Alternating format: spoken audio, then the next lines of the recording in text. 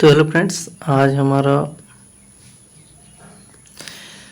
Editorial है किसे नामंजूर है यूनिफॉर्म सिविल कोड। तो इस पे एडिटोरियल पे बात करेंगे। बहुत ही मज़ेदार और चर्चा में रहने वाला एडिटोरियल है और इम्पोर्टेंट है हर एग्ज़ाम के पॉइंट ऑफ व्यू से। चलिए तब देखते हैं। आप देख ही रहे होंगे कि देश में यूनिफॉर्म सिविल कोड यानी समान नागरिक संहिता को लागू करने की कोशिशें फिर से शुरू होते ही कठमुल्ला मुसलमान और कई तरह के राष्ट्र विरोधी और अलगाववादी तत्व लामबंद होने लगे हैं।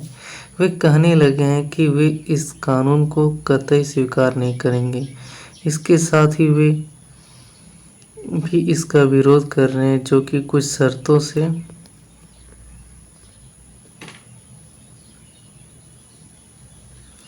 दलित मुस्लिम एकता के बड़े परोपकार होने का दावा करते हैं। अब उन्हें यह कौन बताए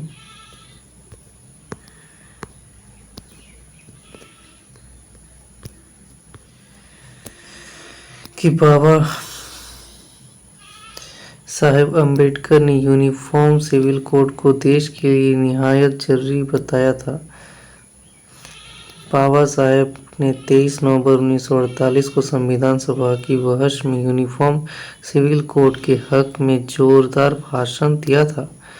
जो मुसलमान मुस्लिम पर्सनल लॉ के लिए मरने मारने की बात कर रहे हैं, उनसे पूछा जाना चाहिए कि उन्हें शरीयत कानून इतना ही प्रिय है तो बैंकों से मिलने वाले ब्याज को क्यों लेते हैं। इस्लाम में तो ब्याज लेने पर रोक है। अगर शराब क्यों पीते हैं। जाहिर है वे इस सवाल को सुनते ही पतली गली से आगे निकल जाते हैं। यकीन मानिए कि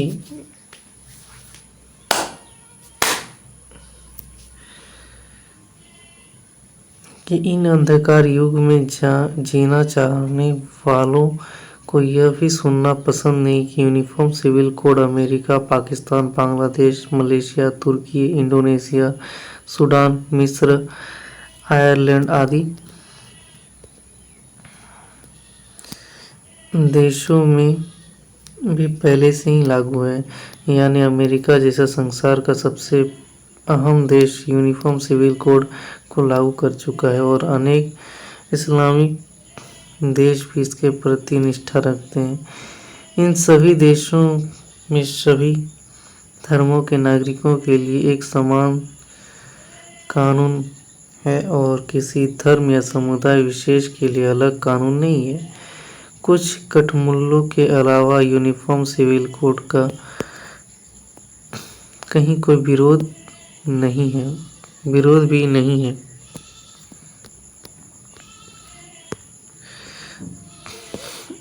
अपने को मुसलमानों का प्रवक्ता बताने वाले all India Muslim personal law board की तरफ से कहा जा रहा है कि संविधान निर्माता ने मजहबी आज़ादी को बरकरार रखा था।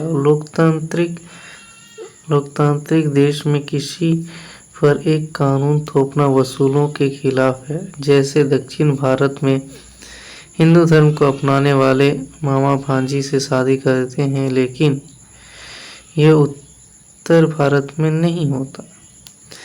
ऐसे बहुत से मामले हैं जिनमें इस कानून के तहत विरोध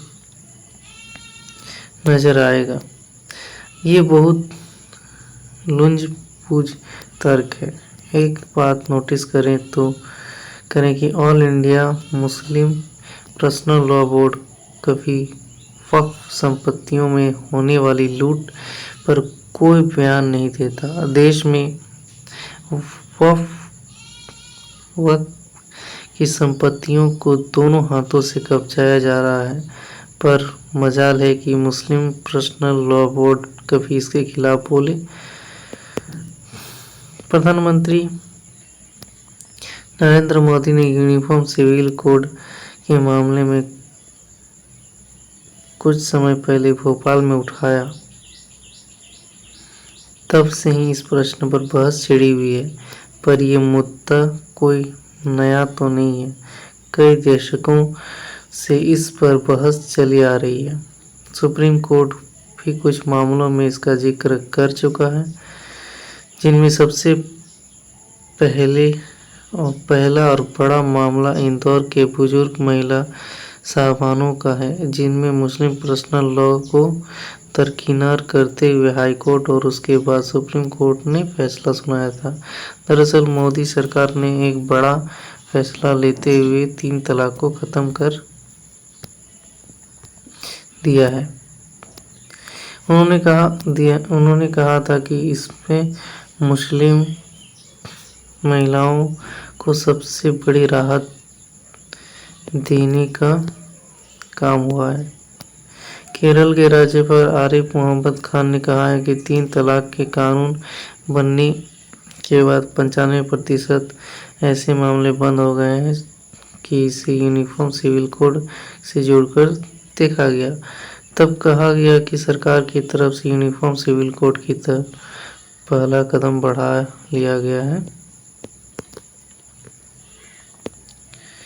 शाहबानो बेगम का मामला भी इसी तरह ट्रिपल तलाक से जुड़ा हुआ था, जिसकी सुनवाई के दौरान बाद में यूनिफॉर्म सिविल कोड का जिक्र आया था। मैं यहाँ पर शाहबानो केस के संक्षेप में बताना चाहता हूँ कि शाहबानो का कम उम्र में निकाह इंदौर के एक वकील मोहम्मद अहमद खान से हुआ। फिर दोनों के 5 बच्चे भी हो गए, लेकिन निकाह के करीब 14 साल बाद अहमद खान ने दूसरा निकाह कर लिया। अहमद ने 1978 में शाहबानो को 3 बार तलाक बोलकर तलाक दे दिया और घर से बेदखल कर दिया। तब खान ने शाहबानो को 200 रुपये हर महीने गुजारा भत्ता देने का वादा किया, पर वो इससे भी मुकर गया। तब 62 साल की शाहबानो ने कोर्ट का दरवाजा खटखटाने का फैसला किया। पेशे से वकील अहमद खान ने मध्य प्रदेश हाईकोर्ट में मुस्लिम पर्सनल लॉ का हवाला देते हुए शाहबानो को गुजारा भत्ता देने से इनकार कर दिया। हाईकोर्ट ने कहा, बानो के हक में फैसला दिया। अब शाहबानो के प्रति हाईकोर्ट ने शाहबानो के हक में फैसला दिया। अब शाहबानो के पति अहमद सुप्रीम कोर्ट में चला गया। सुप्रीम कोर्ट में भी उसकी अपील खारिज हुई। तब प्रधानमंत्री राजीव गांधी एक अप्रत्याशित फैसला लेते हुए सुप्रीम कोर्ट के फैसले पर एक अध्यादेश लाकर पलट दिया। इसके बाद राजीव गांधी सरकार मुस्लिम महिला अधिकार और तलाक संरक्षण विधेयक 1986 लेकर आई और इससे सुप्रीम कोर्ट का फैसला शून्य हो गया। इसके बाद मुस्लिम विवाह के मामले में फिर से शरीयत कानून को लागू कर दिया गया। तो भारत को एक प्रगतिशील देश बनाने के रास्ते में कांग्रेस ने खूब अवरोध खड़े किए, पर यह तो मानना ही होगा कि supreme court uniform civil code की जरूरत बार बार बता चुका है। ये जानना जरूरी है कि क्या समान नागरिक संहिता, दरअसल समान नागरिक संहिता एक देश एक कानून की विचारधारा पर आधारित है। यूनिफॉर्म सिविल कोड के अंतर्गत देश के सभी धर्मों और समुदायों के लिए एक ही कानून लागू किए जाने का प्रस्ताव है। यूनिफॉर्म सिविल कोड में संपत्ति के अधिग्रहण और संचालन, विवाह, तलाक और गोद लेना आदि को लेकर सभी के लिए एक समान कानून बनाया जाना है। इस बीच कुछ लोग कहने लगे हैं कि यूनिफॉर्म सिविल कोड के लागू होने की स्थिति में आदिवासियों की संस्कृति और परंपराओं पर असर पड़ेगा। आदिवासी अपनी परंपराओं के अनुसार चलते हैं। अगर यूनिफॉर्म सिविल कोड लागू हुआ तो आदिवासियों की परंपराएं नष्ट होने लगेगी, आदिवासियों की पहचान खतरे में पड़ जाएगी। पर मेरा मानना है कि सरकार की सब सरकार सबकी राय लेने के बाद ही यूनिफॉर्म सिविल कोड को लागू करना चाहेगी। उसी तरफ से कोई फैसला इस तरह से नहीं लिया जाएगा जिससे कि आदिवासियों की संस्कृति और परंपराओं पर नकारात्मक असर पड़े। हो तो क्या बोल रहा है कि प्रधानमंत्री नरेंद्र मोदी ने यूनिफॉर्म सिविल कोड के मामले में कुछ समय पहले भोपाल में उठाया। तब से इस प्रश्न पर बहस छिड़ी हुई है और पर यह मुद्दा कोई नया तरीका नहीं है।